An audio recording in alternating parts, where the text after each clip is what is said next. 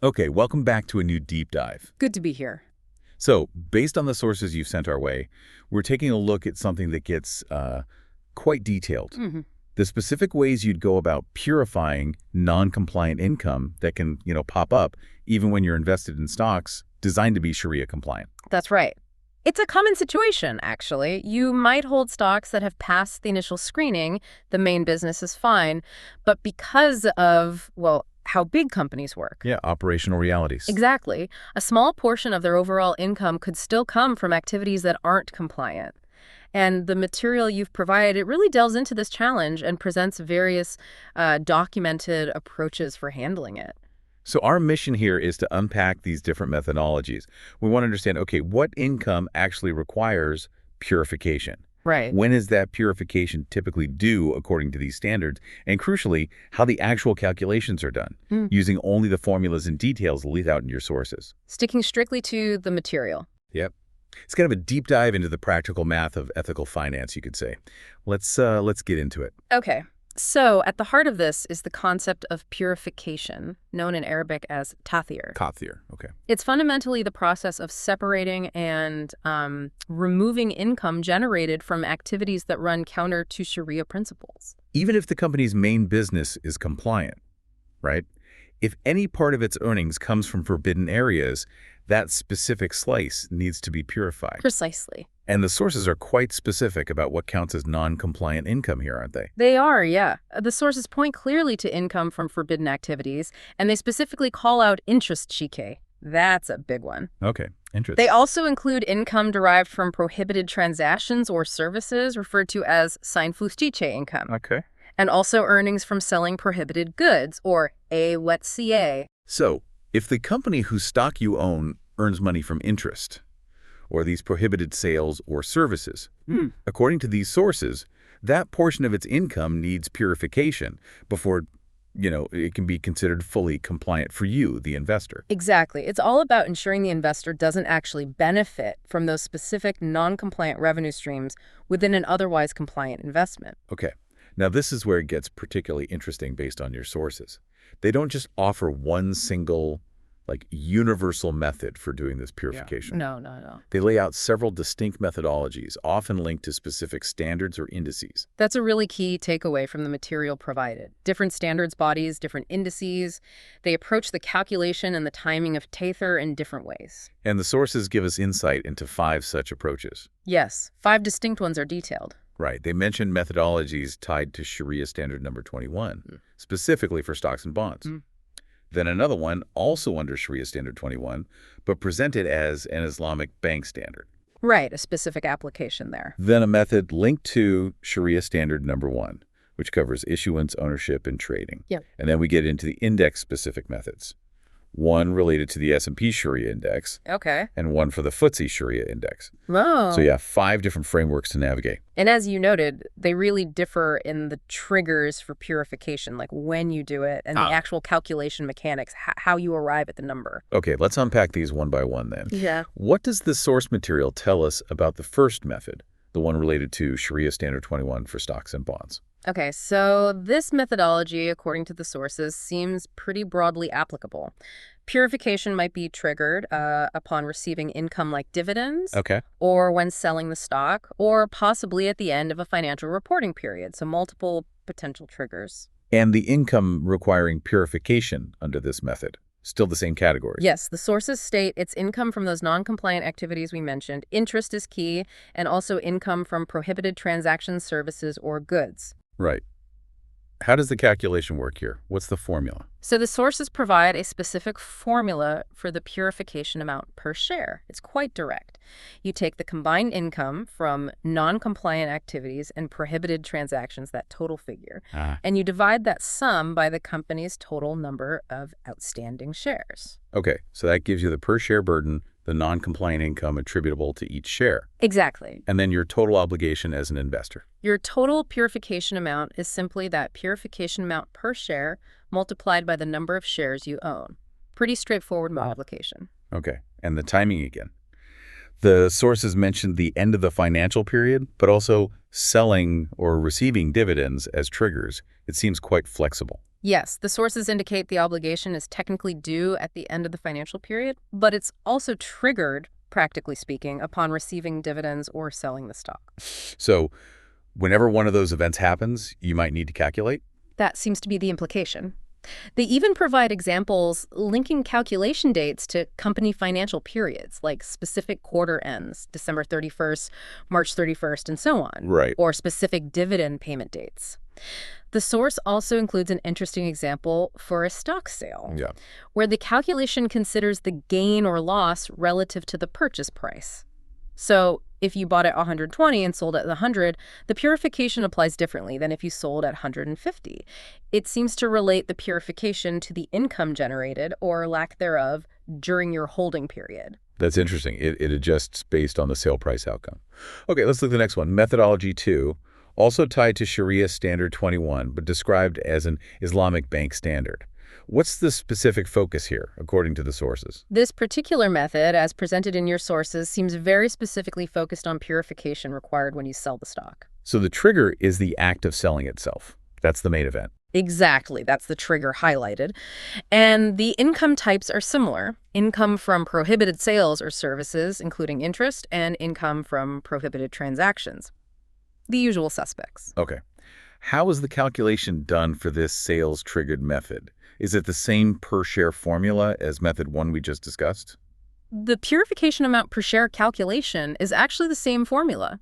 Sum of prohibited income types divided by the number of outstanding shares. Okay, same starting point per share. But the formula for the total purification amount for your specific holdings includes a really key difference. Oh, what's different about the total calculation here? This is important. The sources state you take the purification amount per share, multiply it by the number of shares you own, just like before. Right. And then you multiply that by a fraction representing the portion of the year you held the stock specifically, the number of days you held the stock divided by 365. Wait, so it explicitly factors in how long you owned the shares for the total amount. That's a significant variation from the primary calculation shown for method 1, which didn't seem to include that holding period proration for the total amount, just for that sale example maybe. Exactly. Based on the sources, this Islamic bank standard method specifically prorates the total purification amount based on your duration of ownership. So if you held the stock for only, say, 3 months. Right. Your purification obligation under this method 2 formula would be significantly less than if you held it for a full year, assuming the per share purification amount itself remained constant. It scales with time held. That's a really practical difference in how the final obligation is calculated, depending on which standard is being followed. Huge difference, potentially. Okay, let's move to methodology 3, linked to Sharia Standard 1, which covers issuance, ownership, and trading. What's the trigger for purification in this standard, according to the sources? According to the material provided, this method is specifically linked to purification required when dividends are distributed to shareholders. So if the company pays out a dividend, that's what triggers the purification calculation under this specific standard. Yes, that's the timing highlighted for this method in the sources. The non-compliant income types are familiar again. Income from non-compliant activities, including interest, and income from prohibited transactions, services, or goods. Okay. And the calculation for dividend purification under method 3, how's that done? The sources give the purification amount per share as the sum of that non-compliant income and prohibited transaction income divided by the number of outstanding shares. And then your total purification amount is simply that per share amount multiplied by the number of shares you own. So just based purely on the formulas shown in the sources, the calculation for purifying dividends under method 1 seems identical to the formula presented here under method 3. That does appear to be the case, yes. For the dividend calculation part, the description in the sources suggests the same math. Interesting. Okay. All right. We've covered methods tied to specific Sharia standards now. Let's look at the methods linked to specific indices, starting with methodology 4 for the S&P Sharia Index. What's the trigger event here? Like method 3, this method, as presented in the sources, is also linked to purification required when you receive dividends. Okay, another dividend-triggered one. And the income types needing purification. Still the usual suspects. Yes, income from non-compliant activities, including interest, and income from prohibited transactions, services, or goods. Same definition. How does the calculation work under the S&P Sharia Index methodology then? Does it use the same per-share approach based on outstanding shares like the previous dividend methods we saw? No, actually, this one introduces a different approach altogether. It first calculates a purification percentage per share, A percentage. Okay. and this percentage is determined by taking the sum of the income from non-compliant activities plus the income from prohibited transactions, Right. and dividing that sum by the company's total revenue. Ah, okay. So the denominator changes.